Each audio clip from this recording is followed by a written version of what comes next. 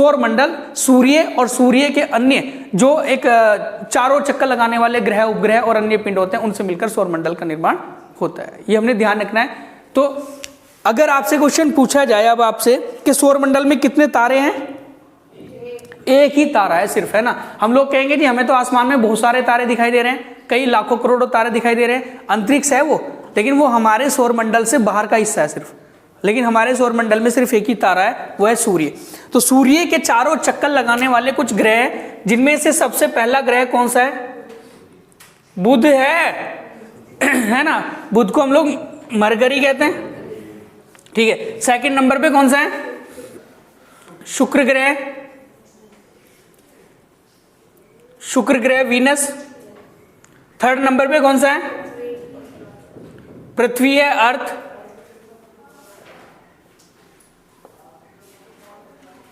ठीक है। Number next कौन सा है चौथे नंबर पे? मंगल ग्रह, मंगल ग्रह मार्स। उसके बाद कौन सा है? बृहस्पति आएगा, ठीक है जी। जुपिटर, जुपिटर के बाद कौन सा है? सैटर्न ग्रह, शनि ग्रह।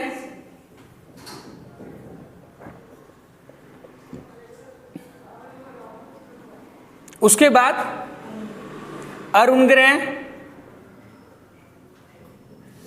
यूरेनस, और फिर कौन सा है? वरुण ग्रह है लास्ट में, वरुण ग्रह, नेपच्यून, ठीक है जी। तो ये वो हमारे ग्रह हैं जो इस सोलर सिस्टम के अंदर 8 ग्रह है। पहले कितने ग्रह माने जाते थे? 9 ग्रह। इनमें से कौन सा ग्रह ग्रहों की श्रेणी से बाहर निकाला गया? यम ग्रह या प्लूटो ग्रह, ठीक है जी। तो 8 ग्रह हमें दिखाई दे रहे हैं। तो ये सारे के सारे क्या काम करते हैं? सूर्य के चारों ओर चक्कर लगाते हैं। आप मुझे एक आंसर दें आप कि इनमें से क्षुद्र ग्रह कहां पर है? मंगल और बृहस्पति की कक्षाओं के बीच में है, ठीक है। ये यहां पर पूरा का पूरा सौरमंडल है, सोलर सिस्टम है, सौर परिवार है। और इस सौर परिवार के अंदर सबसे मुखिया जो इसका जन्मदाता माना जाता है वो कौन है? सूर्य से ही सौर परिवार की उत्पत्ति हुई है, ये कहा जाता है सारे ग्रहों की उत्पत्ति हुई है, ठीक है। तो यहां पर हम लोग कहें कि इसके बीच में मंगल और बृहस्पति के बीच में कम से कम लगभग 40,000 से 50,000 क्या है? क्षुद्र ग्रह। ये सारे के सारे क्या है? बीच में क्षुद्र ग्रह। तो जैसे जैसे मंगल ग्रह और बृहस्पति ग्रह चक्कर लगाते रहते हैं सूर्य के, ये इसी की दिशा में, इसी के बीच बीच में भी सूर्य के चारों ओर चक्कर लगाते रहते हैं, इन्हें कहते हैं हम लोग क्षुद्र ग्रह, क्षुद्र ग्रह, ठीक है जी। एस्टेरॉइड्स, ठीक।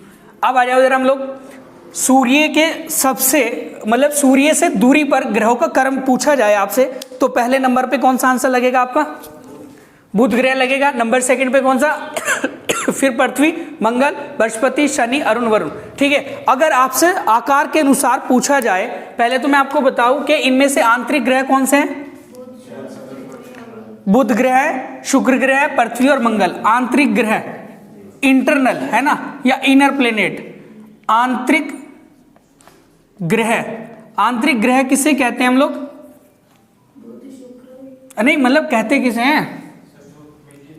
हाँ, ऐसे ग्रह जो चट्टानों से मिलकर बने होते हैं, चट्टानों के बने होते हैं, वो कौन से कहलाते हैं? आंतरिक ग्रह कहलाते हैं, जिनके ऊपर चट्टान होंगे, धूल मिट्टी होंगी, पर्वत होंगे, पठार होंगे इत्यादि। और ऐसे ग्रह जो बाह्य ग्रह होते हैं हमारे, तो बाह्य ग्रह किन्हें कहते हैं हम लोग? बाह्य ग्रह वो ग्रह होते हैं जो गैसों के बने होते हैं, गैसों के बने होते हैं। अब जो गैसों के बने होते हैं तो आकार में बड़े होंगे, ठीक है। तो अगर आपसे कभी क्वेश्चन पूछा जाए कि सौर मंडल का सबसे ऊंचा पर्वत कौन से ग्रह पर है? मंगल ग्रह पर है, ठीक है। सौर मंडल का सबसे ऊंचा ज्वालामुखी कौन से पे है? मंगल ग्रह पर है। हमारी पृथ्वी का सबसे ऊंचा पर्वत कौन सा है? माउंट एवरेस्ट है। हमने ये कहा कि चंद्रमा का सबसे ऊंचा पर्वत कौन सा है?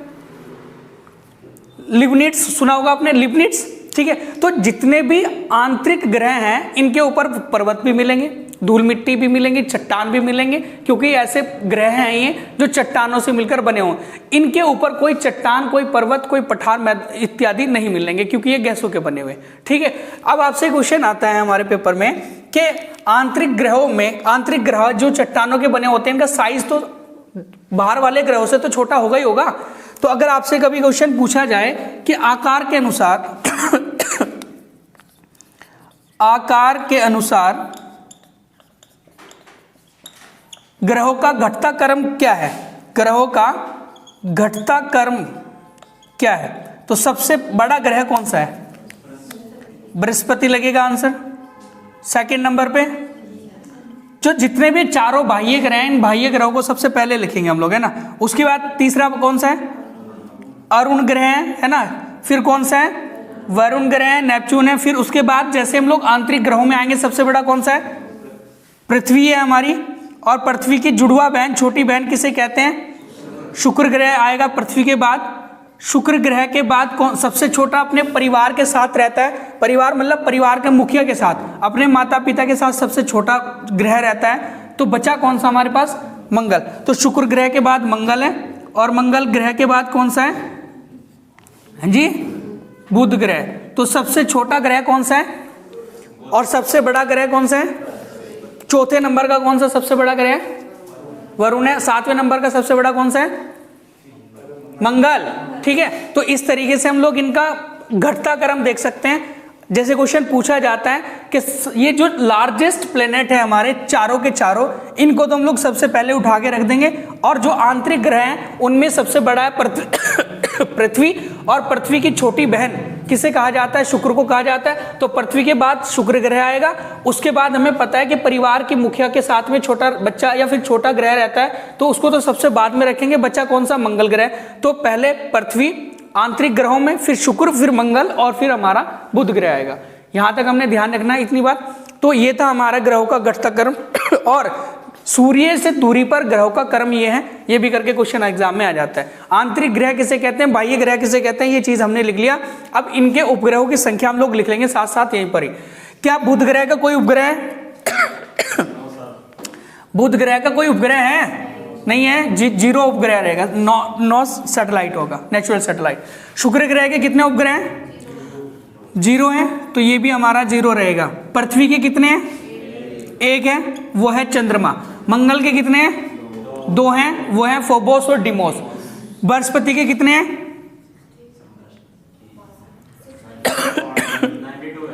92 हो गया ना, पक्का है? चलो, यहां पर 92 है। शनि ग्रह के कितने हैं? 82 है, 82 हो गए। ओके, तो ध्यान रखेंगे करंट अफेयर के अनुसार थोड़ा सा घटता बढ़ता दोनों में रहता है, बृहस्पति और शनि के अंदर। लेकिन ज्यादातर मोस्टली जो पूछे जा रहे हैं एग्जाम में, या तो फिर मंगल ग्रह के, या फिर ऐसे शुक्र ग्रह का, इनमें से किसका उपग्रह नहीं है, तो ऐसे करके नॉर्मल क्वेश्चन आ जाता है। उसके बाद हमारा अरुण ग्रह के कितने? 27 उपग्रह हैं, और 14 उपग्रह किसके हैं? वरुण ग्रह के हैं। ठीक है जी, तो ये तो इनके उपग्रहों की संख्या है, ये भी हम लोग लिख लेंगे साथ साथ। लिख रहे हो ना? लिख लो इसको जरा। 14। ठीक है जी। हाँ, तो ध्यान रखेंगे ये सौर ज्वाला है, इसमें से निकलती है सूर्य से।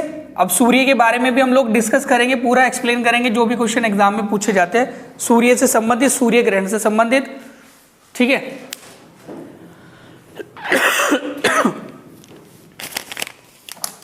ठीक है। अब हम लोग सूर्य के बारे में डिस्कस करेंगे, हैं सूर्य के अंदर क्या क्या प्रक्रिया होती है ना, और ये हमारे एग्जाम के लिए क्या क्वेश्चन आते हैं सूर्य ग्रह से, मतलब सूर्य तारे की वजह से।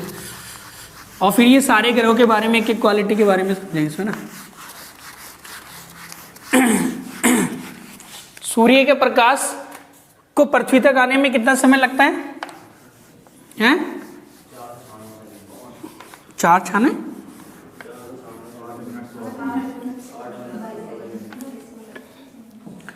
ठीक है, सूर्य के बारे की अगर बात आती है तो उसके 3 भाग हमें दिखाई देते हैं। एक तो कोर भाग अंदर का है, ये है ना, इसे कहते हैं कोर या क्रोड हिंदी में।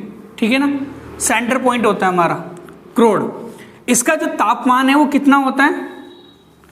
तापमान कितना होता है? 15 करोड़ डिग्री सेल्सियस। ये कहा जाता है है ना, कि 15 करोड़ डिग्री सेल्सियस कोर का टेम्परेचर है। इसके बाहर ये जो बाह्य भाग इसका दिखाई देता है ये वाला, अभी ये तो सौर वाला ही अलग है, लेकिन ये जो बाह्य भाग है जो ये वाला, इसे फोटोस्फीयर कहते हैं। क्या कहेंगे इसको हम लोग? इसे कहेंगे फोटोस्फीयर। फोटोस्फीयर। तो फोटोस्फीयर जो होता है, जिसे हम लोग कोरोना भी कहते हैं, जो बाहर का भाग होता है सूर्य का, और इसका जो तापमान होता है, इसका तापमान होता है 6000 डिग्री सेल्सियस। ये करके क्वेश्चन आता है एग्जाम में, ध्यान रखेंगे। 6000 डिग्री सेल्सियस होता है फोटोस्फीयर का तापमान। और फोटोस्फीयर सबसे outermost layer of sun and internal, मतलब सेंटर मोस्ट, जो हमारी सेंटर लेयर होती है वो कौन सी होती है, या centre part of sun core कहलाता है, क्रोड कहलाता है। ठीक है जी। अब इसके बाद यहां पर एक इस तरीके से मध्य भाग होता है सूर्य का, जिसमें हम लोग कहते हैं मध्य भाग, और इसको मध्य भाग को मिडिल पार्ट जो होता है मध्य भाग, इसको हम लोग काले धब्बे के नाम से भी जानते हैं, काले धब्बे के नाम से भी जानते हैं। और मध्य भाग का जो टेम्परेचर होता है वो 1500 डिग्री सेल्सियस कहा जाता है। 1500 डिग्री सेल्सियस मध्य भाग का तापमान कहा जाता है। अब आप कहोगे जी इतना कम टेम्परेचर कैसे है मध्य भाग का? प्रकाश, मतलब यहां पर इतना कम टेम्परेचर कैसे है ना? तो सूर्य का मध्य भाग है, और इसी मध्य भाग को हम लोग प्रकाश मंडल भी कहते हैं। क्वेश्चन आ जाता है कि प्रकाश मंडल किसे कहते हैं? प्रकाश मंडल किसे कहते हैं? सूर्य के मध्य भाग को प्रकाश मंडल कहा जाता है। सूर्य के मध्य भाग को क्या कहा जाता है? प्रकाश मंडल कहा जाता है, और जिसका टेम्परेचर कितना है हमारा? 1500 डिग्री सेल्सियस होता है। ठीक है जी। अब यहां पर क्वेश्चन ये है कि ये तो चलो इनके बीच के भाग हो गए, इनके टेम्परेचर के आधार पर क्वेश्चन आ गया। अब क्वेश्चन हमारा ये भी है कि सूर्य के अंदर कौन कौन सी संगठन है? सूर्य का संगठन बताएंगे हम लोग। संगठन का मतलब होता है, संगठन का मतलब होता है कि किस किस से मिलकर सूर्य बना हुआ है। ठीक है, तो संगठन हमारा क्या है? इसमें हाइड्रोजन की मात्रा कितनी है? H2 की मात्रा है इसमें 71%। हीलियम की मात्रा कितनी है? 26.5%। ठीक है, और अन्य गैस, अदर गैसेस का कितना परसेंटेज है? 2.5%। ये हमने ध्यान रखना है। क्वेश्चन पूछा जाता है कि तारे के अंदर या सूर्य के अंदर सबसे ज्यादा मात्रा में कौन सी गैस पाई जाती है, तो आपका आंसर लग जाएगा हाइड्रोजन गैस जो है वो सबसे ज्यादा गैस है। किसके अंदर? तारे के अंदर या सूर्य के अंदर। ठीक है जी। दूसरे नंबर पर कौन सी है? हीलियम है। अब इसके अंदर अगर सबसे ज्यादा हाइड्रोजन गैस पाई जाती है, इसीलिए सूर्य को हाइड्रोजन बम की से तुलना की जाती है, या हाइड्रोजन बम की तुलना सूर्य से की जाती है। हाइड्रोजन बम भी कहा जाता है सूर्य को। हाइड्रोजन बम क्यों कहा जाता है? क्योंकि इसके अंदर हाइड्रोजन सबसे ज्यादा मात्रा में है। और हाइड्रोजन बम और जो सूर्य है, इन दोनों के अंदर कौन सी अभिक्रिया होती है? हम लोग ये कहते हैं कि सूर्य के अंदर नाभिकीय संलयन अभिक्रिया होती है। कौन सी? इसे कहते हैं हम लोग न्यूक्लियर फ्यूजन अभिक्रिया, रिएक्शन। नाभिकीय संलयन अभिक्रिया, जिसमें हाइड्रोजन किससे टकराएगा? हीलियम से टकराएगा। और जब हाइड्रोजन हीलियम में टकराएगा तो हीलियम में परिवर्तित हो जाएगा। हाइड्रोजन हीलियम से टकराएगा और हाइड्रोजन किस में परिवर्तित हो जाएगा? हीलियम में परिवर्तित हो जाएगा। और इसी की वजह से सूर्य बहुत ज्यादा ऊर्जा मुक्त करता है। सूर्य अत्यधिक या बहुत अधिक ऊर्जा मुक्त करता है, ऊर्जा मुक्त करता है। और वही हमारी पृथ्वी पर एक मेन सोर्सेज है एनर्जी का। सबसे बड़ा जो स्रोत है पृथ्वी पर ऊर्जा का, तो वो कौन सा है? सूर्य। और सूर्य से वो ऊर्जा किस वजह से आ रही है? नाभिकीय संलयन अभिक्रिया से आती है। और नाभिकीय संलयन अभिक्रिया क्या है? जब हाइड्रोजन हीलियम से टकराता है और हीलियम में परिवर्तित हो जाता है, वो नाभिकीय संलयन अभिक्रिया है। हाइड्रोजन बम के अंदर भी कौन सी अभिक्रिया होती है?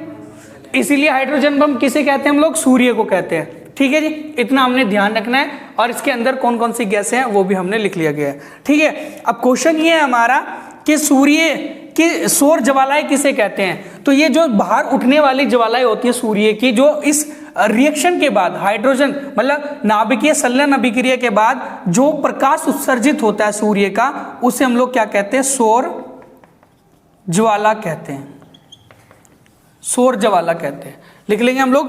तो सूर्य की बाह्य सतह से निकलने वाला जो प्रकाश होता है उसे सौर ज्वाला के नाम से जाना जाता है। ठीक है जी, सौर ज्वाला कहा जाता है।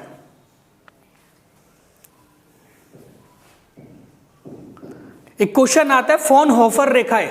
फ्रॉनहोफर रेखाएं सुना होगा कभी? ये करके क्वेश्चन आता है एग्जाम में कि फ्रॉनहोफर रेखाएं किन्हें कहते हैं?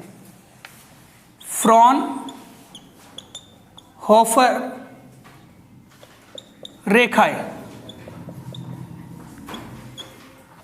सूर्य के ऊपर जो प्रकाश होता है वो तो हमें चमकीला दिखाई दे रहा है, लेकिन इस प्रकाश के बीच बीच में हमें कुछ काली धाराएं दिखाई दे रही है, काली रेखाएं दिखाई दे रही है। तो जो काली रेखाएं दिखाई देती है सूर्य के ऊपर, उन काली रेखाओं को किस नाम से जाना जाता है?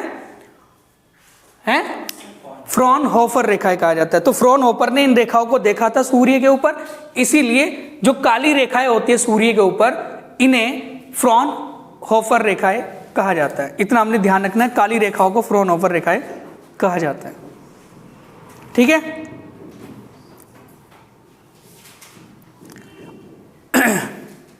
लिख लिया हमने। अब क्वेश्चन पूछा जाता है सूर्य की सतह से निकलने वाली ऊर्जा कॉस्मिक किरणें कहलाती है। कॉस्मिक किरण किसे कहते हैं? एक ये पॉइंट भी लिख लेंगे, कॉस्मिक किरण।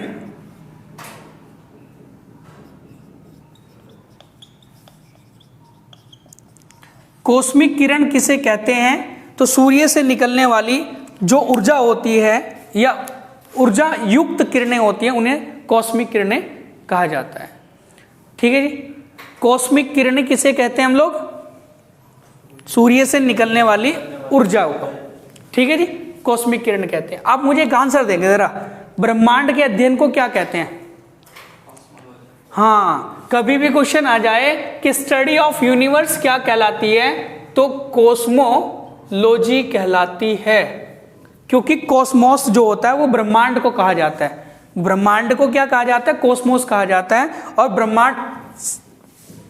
ब्रह्मांड के अध्ययन को क्या कहेंगे फिर? कॉस्मोलॉजी कहते हैं। तो स्टडी ऑफ यूनिवर्स कॉस्मोलॉजी कहलाता है। यहां तक समझ रहे आप इतना पॉइंट? ओके, अभी क्वेश्चन पूछा जाता है प्रकाश, जो हमारा प्रकाश मंडल होता है वो क्या होता है? अभी मैंने लिखवाया था, प्रकाश मंडल किसे कहते हैं?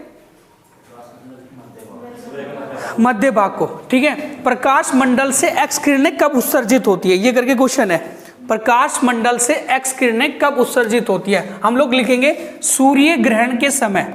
सूर्य ग्रहण के समय प्रकाश मंडल से एक्स किरणें, आइएगा, एक्स किरणें उत्सर्जित होती है।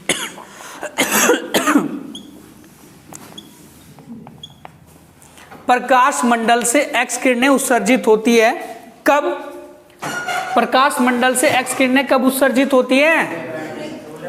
सूर्य ग्रहण के समय निकलती है। हम लोग कहते हैं ना एक्स किरणें नुकसान देगी, नुकसान देती है भाई, है ना?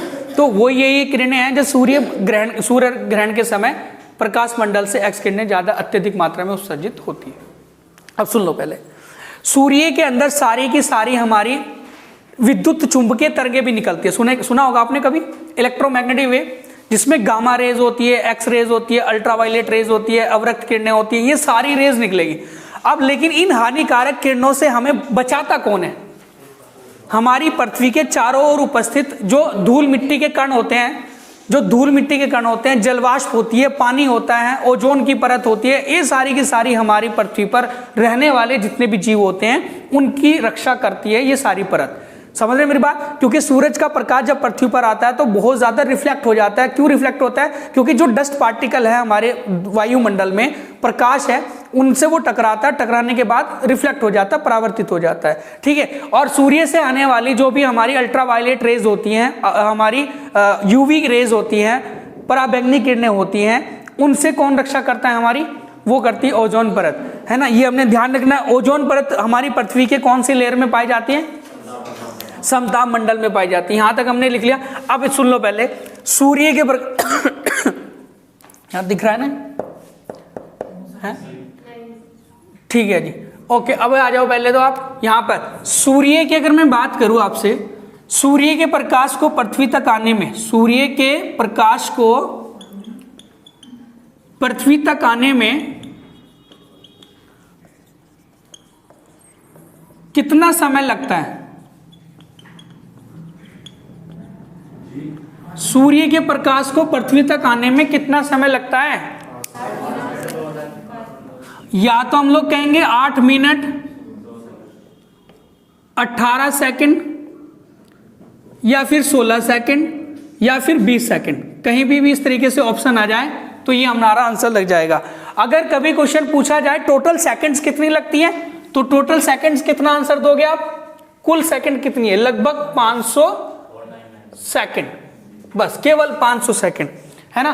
तो सूर्य के प्रकाश को पृथ्वी तक आने में लगा समय 8 मिनट 18 सेकंड, या 16 सेकंड, या 20 सेकंड, या फिर लगभग 500 सेकंड। इतना हमने ध्यान रखना है, ठीक है जी। तो 8 मिनट 16 सेकंड, 18 सेकंड, या 20 सेकंड, या फिर 500 सेकंड का समय जो हमारी पृथ्वी तक सूर्य के प्रकाश को आने में लगता है। अब क्वेश्चन ये है कि सूर्य के प्रकाश की चाल कितनी है?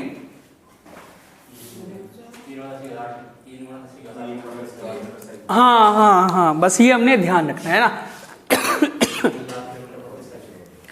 ठीक है जी। अब यहां मैं लिख दूं पहले सूर्य के प्रकाश की चाल, सूर्य के प्रकाश की चाल, स्पीड ऑफ सनलाइट 3 इंटू 10 की पावर 8 मीटर पर सेकेंड ये होती है ना। अगर आपसे कभी मीटर पर सेकंड में नहीं पूछा गया ऑप्शन, क्वेश्चन मतलब ऐसे पूछा गया ऑप्शन मीटर पर सेकंड में ना दिया हुआ है, किलोमीटर में दिया हुआ है, तो कितने किलोमीटर पर सेकंड लगाओगे आंसर? 3 लाख किलोमीटर। ठीक है जी, बहुत बड़ी। तो ये हो जाएगा 3 लाख किलोमीटर प्रति सेकंड। ध्वनि की चाल अलग हो जाएगी ना, निर्वात में नहीं होगी। ध्वनि की चाल निर्वात में है ही नहीं। हम लोग कहते हैं चंद्रमा की सतह पर हम लोग एक दूसरे से बात कर रहे हैं, क्या हमें एक दूसरे की आवाज सुनाई देती है? नहीं सुनाई देती। ठीक है, वो क्यों नहीं सुनाई देगी? क्योंकि वहां पर चंद्रमा की सतह पर वायुमंडल नहीं है, है ना। अंतरिक्ष में वायुमंडल नहीं होता है, तो इसीलिए देखो सूर्य का प्रकाश अंतरिक्ष में भी चल रहा है, निर्वात में भी चल रहा है, लेकिन ठोस में नहीं चल पाएगा, है ना। सूर्य का प्रकाश निर्वात में तेजी से चलेगा, उसके बाद वायु में ठीक ठाक चलेगा, उसके बाद द्रव में कम हो जाएगी स्पीड, और सॉलिड में जाकर इसकी स्पीड बिल्कुल घट जाती है। तो इसका मतलब क्या है कि सूर्य के प्रकाश या प्रकाश को चलने के लिए, कोई सा भी प्रकाश हो, प्रकाश को चलने के लिए माध्यम की आवश्यकता नहीं होती है। समझ रहे आप बात को? लेकिन ध्वनि को चलने के लिए किसकी आवश्यकता होती है? माध्यम की आवश्यकता होती है। यहां तक आप लोग समझ रहे सूर्य के बारे में। अब सूर्य ग्रहण के बारे में भी समझ लो क्या होता है, सूर्य ग्रहण कितने टाइम का लगता है मैक्सिमम, ये करके भी क्वेश्चन है। ठीक है, ये सूर्य के बारे में सारी क्वेश्चंस कंप्लीट हो जाएंगे आपके जो भी पेपर में हमारे आते हैं। ठीक है, यहां तक समझ लिया ना हमने। सूर्य के प्रकाश कितना होता है, मतलब कितना तापमान होता है, सौर ज्वाला किसे कहते हैं, कॉस्मिक किरणें किसे कहते हैं, फ्रॉनहोफर रेखा किसे कहते हैं, है ना। सूर्य के अंदर कौन सी रिएक्शन होती है वो हमने पढ़ ली।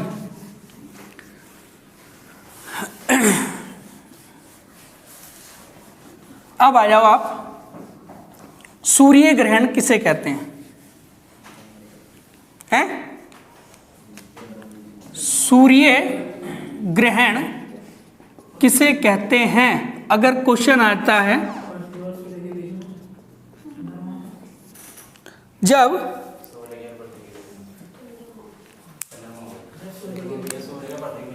ये हमारा सूर्य, अब इस सूर्य के बीच में क्या आ जाएगा? हमारी ये पृथ्वी है, इसे हमने कहा कि पृथ्वी है, हमारी अर्थ है, और इस अर्थ के चारों ओर चक्कर कौन लगाता है? चंद्रमा लगाता है ना। और चंद्रमा जिस समय चक्कर लगाता लगाता पृथ्वी और सूर्य के बीच में या इनकी कक्षा के बीच में आ जाता है, तो सूर्य से आने वाला जो प्रकाश होगा वो पृथ्वी की कुछ सतह पर नहीं पड़ पाएगा, जिसकी वजह से जहां जहां उस सतह पर प्रकाश नहीं पड़ेगा तो सूर्य ग्रहण कहलाएगा उस स्थान पर, पृथ्वी पे। ठीक है, क्योंकि ग्रहण का मतलब होता है कि किसी पर एक प्रकार से ग्रहण लग जाना। अब सूर्य तो अच्छे खासा चमक रहा है, अच्छा खासा चमक रहा है, लेकिन कभी कभी जब चंद्रमा बीच में आ जाएगा तो सूर्य चमकता हुआ नहीं दिखाई देगा, तो इसका मतलब सूर्य की चमक पर एक ग्रहण लग गया, इसे कहेंगे हम लोग सूर्य ग्रहण।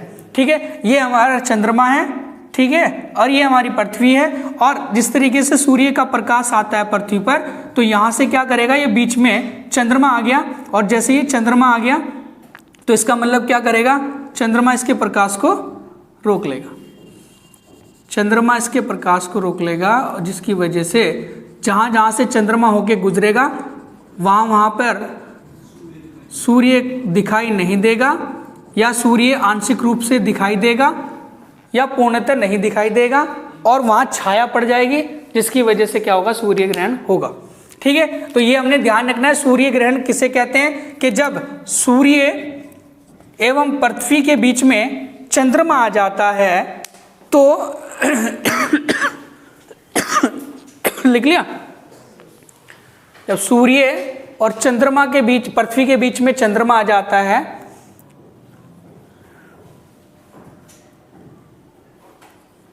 चंद्र, वो सूर्य ग्रहण कहलाता है। लून, इसे कहते हैं हम लोग सन एक्लिप्स, ठीक है, इंग्लिश में कहते हैं। लिख लिया हमने, ओके। अब एक क्वेश्चन आता है एग्जाम में कि पूर्ण सूर्य ग्रहण, पहले तो यह है कि सूर्य ग्रहण कब लगता है, पूर्णिमा के दिन होता है या फिर अमावस्या के दिन होता है। पूर्णिमा के दिन कहां से होगा जी, हाँ ठीक है जी, अमावस्या के दिन सूर्य ग्रहण होता है, सूर्य ग्रहण अमावस्या के दिन होता है, ये हमने ध्यान रखना, बहुत महत्वपूर्ण पॉइंट है।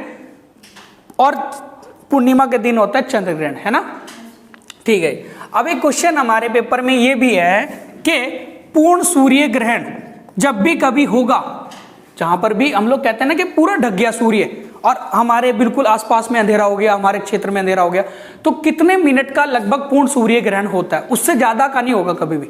तो पूर्ण सूर्य ग्रहण का समय कितना होता है, 7 मिनट 40 सेकंड, 7 मिनट 40 सेकंड का पूर्ण सूर्य ग्रहण होता है, बस इतना हमने ध्यान रखना है, इससे ज्यादा नहीं होता। हाँ, वो यही क्वेश्चन आता है एग्जाम में, ध्यान रखो, पूर्ण सूर्य ग्रहण 7 मिनट 40 सेकंड का होता है। 7 मिनट 40 सेकंड का होता है पूर्ण सूर्य ग्रहण, ठीक है जी, लिख लिया हमने। अब यहां पर ये तो हो गया, हमने सारी चीजें डिस्कस कर ली।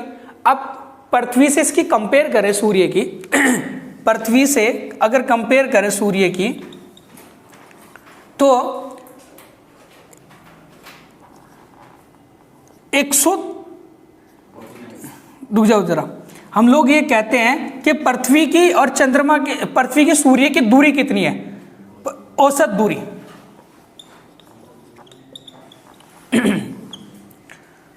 सूर्य और पृथ्वी की औसत दूरी है, बताओ, 14 करोड़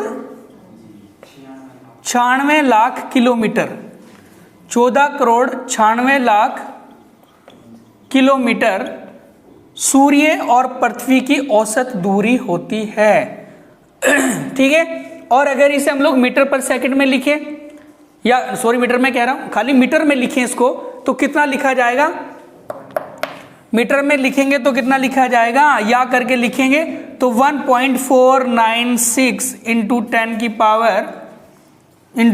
पावर 11 मीटर।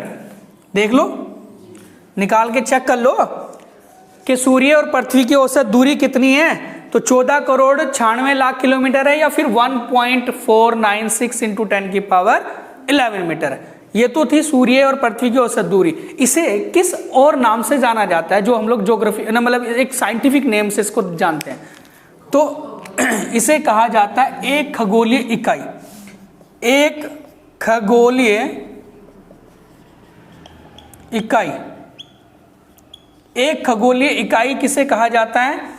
सूर्य और पृथ्वी के बीच की औसत दूरी को एक खगोलीय इकाई कहा जाता है। और इसे इंग्लिश में क्या कहते हैं?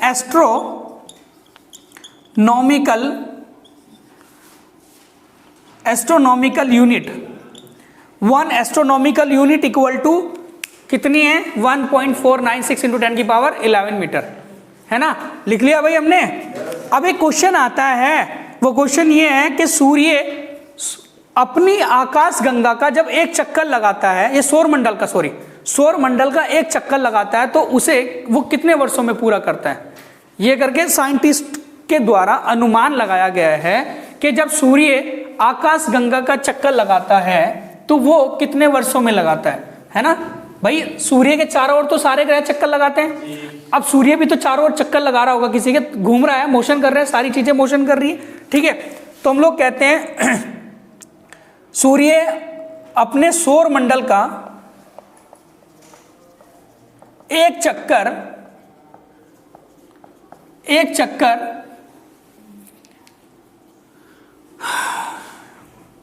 25 करोड़ वर्षों में पूरा करता है।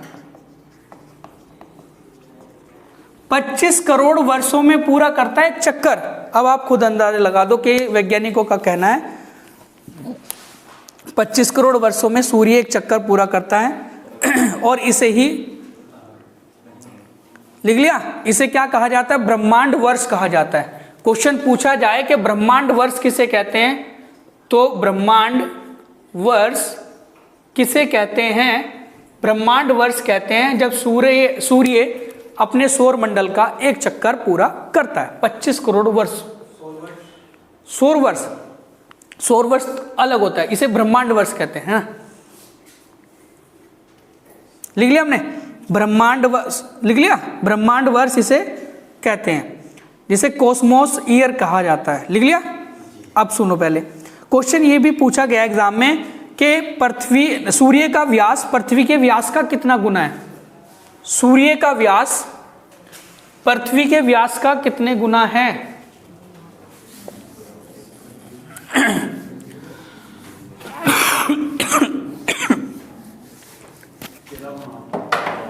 एक 109 गुना। सूर्य का व्यास मतलब डायमीटर, पृथ्वी के डायमीटर का पृथ्वी के व्यास का कितने गुना है? 113 गुना। 109 गुना बोला है ना? 109 गुना। और डायमीटर तो जानते हैं, उसका आकार है ना, डायमीटर। तो 109 गुना। हम लोग कहते हैं कि पृथ्वी देखो कितनी बड़ी है, उस पृथ्वी को 109 गुना इकट्ठा कर दो, मतलब 109 गुना पृथ्वी इकट्ठा कर दो, तो तब जाके सूर्य जैसा आकार बनेगा। तो इतना बड़ा साइज है सूर्य का, ये कहा जाता है, ठीक है? अगर आयतन पूछा जाए तो 13 लाख गुना आयतन है पृथ्वी से, सूर्य का पृथ्वी से आयतन। हाँ, ये आयतन आएगा, आयतन 13 लाख गुना। पृथ्वी से 13 लाख गुना ज्यादा आयतन है, आयतन वॉल्यूम 13 लाख गुना, ठीक है जी।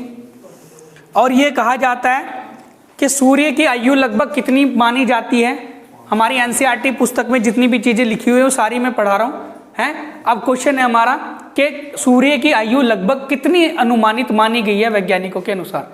तो 4.7 लिखा रहता है कहीं पे, या ऑप्शन में आ जाता है 5 अरब वर्ष, बस, है ना?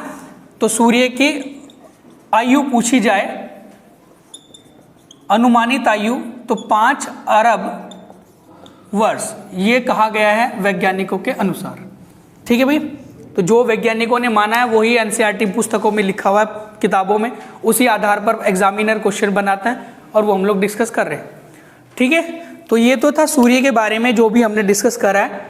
सूरज के बाद सारे ग्रह हम लोग एक एक करके डिस्कस करेंगे। बुध ग्रह की क्या क्वालिटी है, या सारे ग्रहों की क्या क्वालिटी है, और फिर पृथ्वी के बारे में जो भी चीज़ें हैं, पृथ्वी की गतिविधि, सबसे बड़ा दिन, सबसे छोटी रात पृथ्वी में, है ना? ये 23.5 डिग्री के झुकाव के कारण क्या क्या परिवर्तन होता है पृथ्वी पर, जलवायु परिवर्तन कैसे होते हैं, वो सारी चीज़ें इसमें आती रहेंगी। ठीक है, ये तो था सूर्य के बारे में जो हमने डिस्कस किया है।